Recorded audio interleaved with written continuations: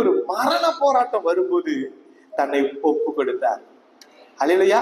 தன்னை அப்படியே அர்ப்பணித்தார். ஒரு எந்த தேவ பிள்ளைக்கும் ஒரு காரியம் தெரிந்திருக்க வேண்டும். நீங்கள் உங்களை அறிந்திருக்கிறத காட்டிலும் ஆண்டவர் அதிகமாய் அறிந்திருக்கிறார். இதை யாரெல்லாம் நம்புறீங்க? நம்புறவங்க மட்டும் அல்லேலூயா சொல்லுங்க. அல்லேலூயா. உங்களுக்கு எத்தனை கண் இருக்குன்னு உங்களுக்கு தெரியும் இல்ல? எத்தனை பல்லு இருக்குன்னு யாருக்காவது தெரியும்? உங்களுக்கு தெரியாதா?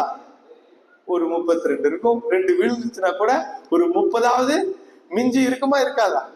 ஆனா எத்தனை தலையில எத்தனை முடி இருக்குன்னு நம்மளுக்கு என்ன பண்ணாது? ஆனா அவருக்கு தெரியும். ஆமென்.